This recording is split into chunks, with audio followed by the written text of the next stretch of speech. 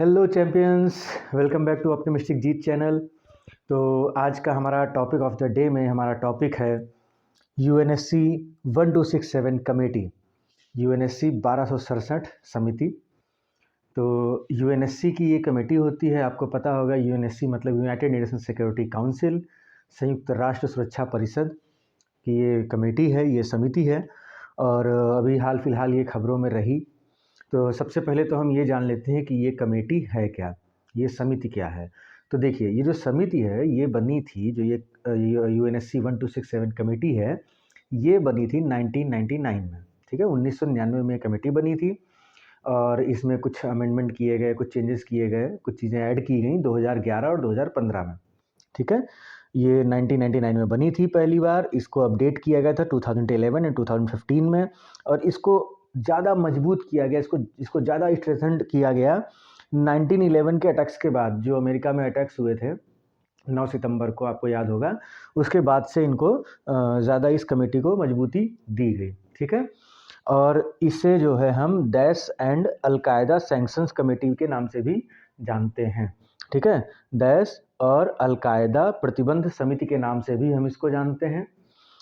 और इसमें जितने भी परमानेंट और नॉन परमानेंट मेंबर होते हैं संयुक्त राष्ट्र सुरक्षा परिषद के, यानी कि यूनाइटेड नेशन सिक्योरिटी काउंसिल के, वो सभी इस कमेटी के मेंबर होते हैं। ठीक, तो ये हो गई आपकी इस कमेटी के बारे में। अब ये अभी न्यूज़ में रहा। न्यूज़ में क्यों रहा? क्योंकि डेजिग्नेट करना था लश्कर ए तैयबा को। ठीक है, लश्कर ए तैयबा के कुछ जो टॉप लीडर्स थे उनको डेजिग्नेट करना था। यानी अब चूँकि हमने लिस्ट की बात की, अब इसमें हम डेजिग्नेट की बात कर रहे हैं। तो होता क्या है एक्चुअल में, देखिए इस लिस्ट, इसमें क्या होता है कि जो भी लोग, मतलब कोई इंडिविजुअल है, कोई ग्रुप है जो टेररिस्ट एक्टिविटी में शामिल होता है, तो उसके लिए प्रपोज किया जाता है और उसको इस लिस्ट में शामिल कर दिया जाता है। उसके ऊपर कुछ प्रतिबंध लगा दिए जाते हैं, कुछ सैंक्शंस लगा दिए जाते हैं। तो अभी क्या हुआ कि इंडिया और यूनाइटेड स्टेट ऑफ अमेरिका यानी कि यूएसए, तो इंडिया और यूएस ने एक प्रपोजल रखा था, जॉइंट प्रपोजल था इंडिया यूएस का। 2 प्रपोजल थे, उस पर चाइना ने होल्ड लगा दिया, होल्ड कर दिया उसको। एक टेक्निकल होल्ड होता है जो अभी हम आपको बताएंगे, इसके प्रोसीडिंग में बताएंगे क्या होता है। तो न्यूज़ में ये इसलिए था कि अमेरिका और भारत ने एक जॉइंट प्रपोजल रखा था लश्कर ए तैयबा के जो टॉप लीडर्स थे उनको डेजिग्नेट करने के लिए। इस लिस्ट में जो थे आपके यूएनएससी 1267 लिस्ट के जो में शामिल थे, वो उनको डेजिग्नेट करने के लिए प्रपोजल रखा, जिस पे चाइना ने होल्ड लगा दिया। ये तो थी आपकी न्यूज़ की बात।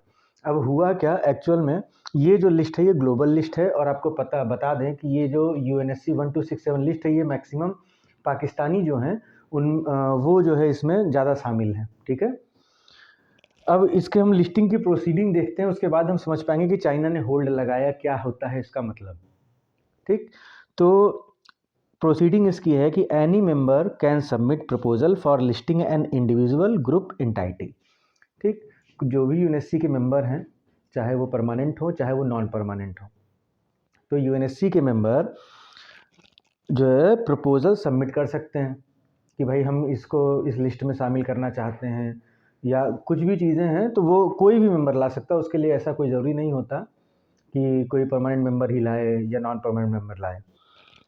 Decision on listing and delisting are adopted by consensus. ठीक है, जो भी डिसीजंस लिए जाते हैं वो कॉन्सेंसस पे लिए जाते हैं। Proposal is sent to all the members and if no member objects within 5 working days the proposal is adopted. कोई प्रपोजल अगर रखा गया, हमने कहा कि जैसे ये ऑप्टिमिस्टिक जीत चैनल है, अगर ये टेररिस्ट एक्टिविटी में शामिल है, तो क्या हुआ कि इंडिया ने या किसी और देश ने ऑप्टिमिस्टिक जीत चैनल को यूएनएससी 126 लिस्ट में शामिल करने के लिए प्रपोजल रख दिया। अब जो 5 वर्किंग डेज होंगे ना, यानी कि जो 5 डेज़ की मीटिंग होती है, ऐसा नहीं कि बीच में, मतलब आज अगर 28th को हमने या 29th को हमने प्रपोजल दिया तो एग्जैक्ट 5 दिन बाद, ऐसा नहीं होता। 5 वर्किंग डेज़ की बात हो रही, मतलब जिस दिन वर्किंग नहीं होगी यूएनएससी की, उसको उसमें काउंट नहीं किया जाएगा। तो 5 वर्किंग डेज़ के अंदर में अगर कोई भी मेंबर, किसका मेंबर, यूएनएससी का, अगर कोई भी संयुक्त राष्ट्र सुरक्षा परिषद का सदस्य जो है वो ऑब्जेक्शन कर देता है 5 दिन के अंदर, तो उसमें फिर आगे की प्रक्रिया होगी, लेकिन अगर 5 दिन के अंदर कोई ऑब्जेक्शन नहीं करता है तो फिर वो प्रपोज़ल जो है वो एक्सेप्ट माना जाएगा, वो अडॉप्ट कर लिया जाएगा। ठीक है, उस प्रस्ताव को स्वीकार कर लिया जाएगा। अब हम बात करते हैं उस होल्ड की। तो क्या होता है कि any member of the committee may also put a technical hold. कोई भी मेंबर एक टेक्निकल होल्ड ले सकता है। टेक्निकल होल्ड को आप कंप्लीटली रिजेक्शन नहीं बोल सकते, ये सिर्फ एक होल्ड होता है। अच्छा, चूंकि हमने बोला कि कंप्लीटली रिजेक्शन नहीं है, कुछ समय के लिए होल्ड होता है, तो होल्ड कितने टाइम तक कर सकते हैं? तो जनरली जो है वो 6 मंथ के अंदर आपको इशू रिजॉल्व करना होगा। जैसे चाइना ने अभी होल्ड ले लिया, तो अभी 6 महीने के अंदर ये इशू रिजॉल्व हो जाना चाहिए। हाँ, इन एक्सेप्शंस ये they can ask for additional 3 months. मतलब अगर आज हमने होल्ड लिया तो 6 महीने के अंदर पहली बात तो ये इशू रिजॉल्व हो जाना चाहिए। हमने होल्ड लिया, या तो उस होल्ड को हम हटाएंगे, हम लोग डिस्कस करेंगे सभी मेंबर्स, और उस होल्ड को या तो हटाएंगे और या तो उस होल्ड को एक्सेप्ट करके हम उस प्रपोजल को रिजेक्ट कर देंगे। तो यानी जिस प्रपोजल पे हमने होल्ड लिया, या तो हम उस प्रपोजल को एक्सेप्ट करें 6 महीने में, ठीक है, और या फिर हम उस प्रपोजल को रिजेक्ट करें 6 महीने में। हमारे पास टाइम जो है वो केवल 6 महीने का ही रहेगा।